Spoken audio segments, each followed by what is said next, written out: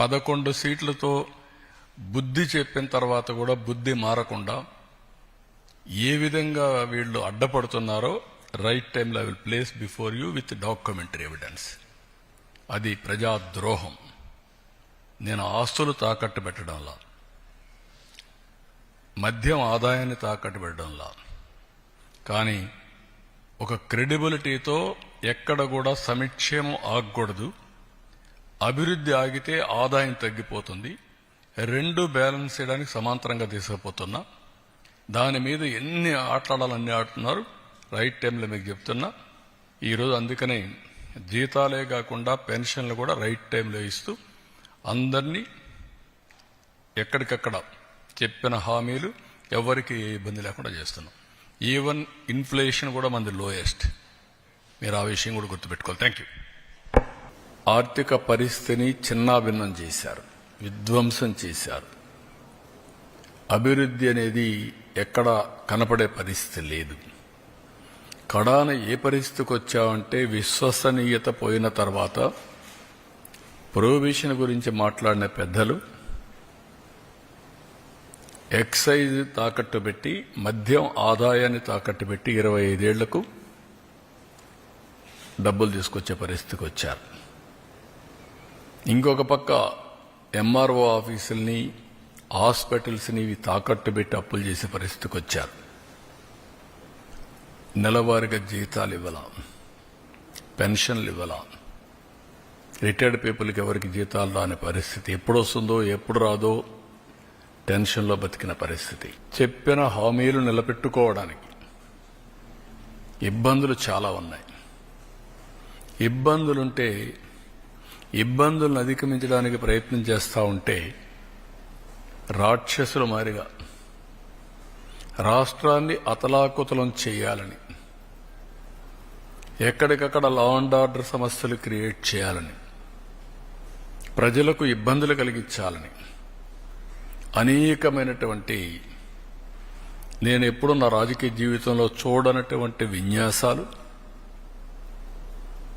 చూడనటువంటి అకృత్యాలు చేసే పరిస్థితికి వస్తున్నారు. ఇది మంచిది కాదు. ఈరోజు ఈ ప్రభుత్వానికి స్పష్టత ఉంది. ఇబ్బందులున్నాయి. ఆ రోజు కూడా చెప్పా. కొన్ని ఇబ్బందులు కొంత సమయంలో ఎక్కడికక్కడ పరిష్కారం చేయగలుగుతాం. కొన్ని ఇబ్బందులు మీరు చూస్తే గంజాయి, డ్రగ్స్, అడిక్ట్ అయిన వ్యక్తి మార్చడం అంత ఈజీ కాదు. అది అతనికి ఒక అబ్సెషన్, అంతే, పిచ్చిపడుతుంది. అలాంటి వాళ్ళు నేరాలు ఘోరాలు చేసే పరిస్థితి, వాళ్లకు అండగా ఉండే పరిస్థితిలో ఈ వైఎస్ఆర్ కాంగ్రెస్ పార్టీ ఉంది. ఇప్పుడు అవన్నీ నేను తర్వాత మాట్లాడతా. ఈరోజు ముఖ్యంగా ఇచ్చిన హామీలు నిలబెడుతున్నాం. కష్టమైన నష్టమైన ఇవి చేస్తూనే రాష్ట్ర ఆర్థిక పరిస్థితిని మెరుగుపరచడానికి మేము చెప్పిన హామీ ప్రకారం సమతుల్యం పాటిస్తూ ముందుకు తీసుకుపోవడానికి అన్ని విధాల ప్రయత్నం చేస్తున్నాం. ఇది తొలి అడుగు మాత్రమే. Now can you tell me anywhere in the country any political party is having this type of background? I am asking straight question. In the country, బాబాయిని చంపి ఆనాటి ముఖ్యమంత్రి నేనే, నా చేతిలో కత్తి పెట్టే ధైర్యం వచ్చిందంటే నేరస్తులకి, కెన్ యూ ఇమాజిన్? దాన్ని నమ్మించడానికి సాక్షి, పేపరు, టీవీ పెట్టుకొని పదే నమ్మించి సానుభూతి సంపాదించడానికి కూడా చూశారు కదా మీరు.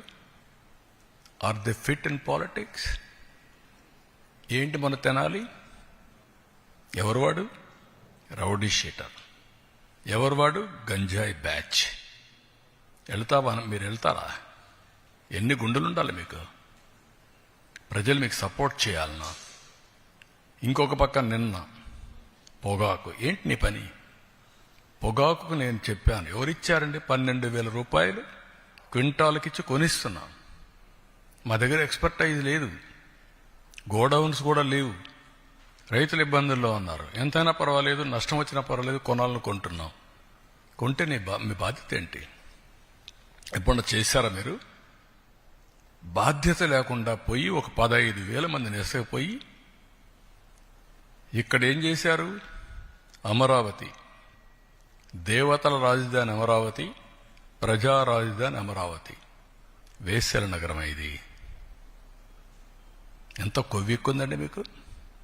ఇంకా సమర్థించుకుంటారా మీరు? మీరు అడిగిన క్వశ్చన్ చెప్తాను. Can you answer? ఇలాంటి వాళ్ళని మీరేం చేస్తున్నారు?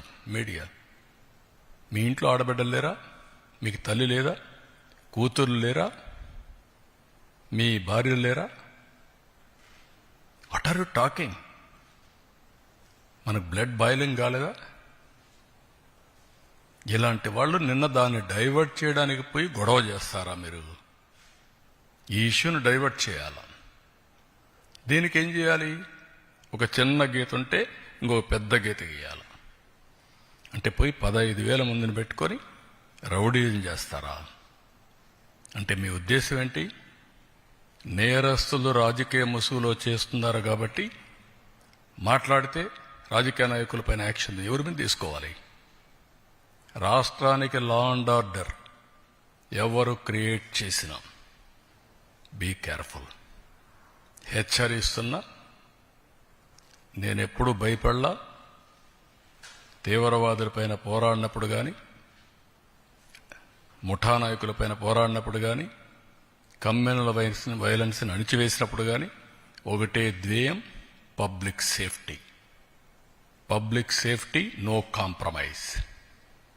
ఈ విషయం గుర్తుపెట్టుకోవాల్సిందిగా ప్రతి ఒక్కరిని హెచ్చరిస్తున్నా, గట్టిగా కూడా చెప్తున్నా.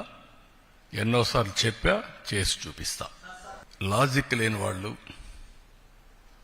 కనీసం ఒక పద్ధతి లేకుండా విమర్శిస్తే దానికి మీనింగ్లెస్. నేను అడుగుతున్నా సమాధానం. నేను 4 పిల్లలకి ఇస్తున్నాను కదా, మీకంటే 3-4 వేల కోట్లు ఎక్కువ ఇస్తున్నాను కదా, 12,000 కోట్ల రూపాయలు ఎక్కువ ఇచ్చాను కదా. ఒక ఎన్టీఆర్ భరోసాలో అన్నా క్యాంటీన్లు పెట్టాం కదా. 6,500 కోట్లు అదనంగా నేను రైతుకు ఇస్తున్నాను కదా. అదే సమయంలో 90% డ్రిప్ ఇరిగేషన్ ఇచ్చాను కదా. అదే సమయంలో ఎక్కడ ఎంఎస్పి ప్రాబ్లం ఉంటే అక్కడ కొంటున్నాం కదా. కోకో కొన్నాం కదా. మ్యాంగోకు 4 రూపాయలు కేజీకి ఇస్తున్నాం కదా. పొగాకు కొన్నాం. ఇవన్నీ కూడా మీరు గుర్తుపెట్టుకోవాల్సింది. కొంతమందికి విష ప్రచారం చేసి, రౌడీజం చేసి, దౌర్జన్యం చేసి పెత్తనం చేయాలనుకుంటున్నారు. ఆ ఆటలు నా దగ్గర సాగవు. నేను ఐఎమ్ వెరీ క్లియర్. మళ్ళీ చెప్తున్నా, మీ ద్వారా ప్రజలకు కూడా చెప్తున్నా, ఇంతవరకు నా మంచితనాన్ని చూశారు. తోక తెప్పితే మాత్రం పబ్లిక్ సేఫ్టీ కోసం ఎవరిని ఉపేక్షించడం, అందరికీ గుణపాఠం ఉంటుంది.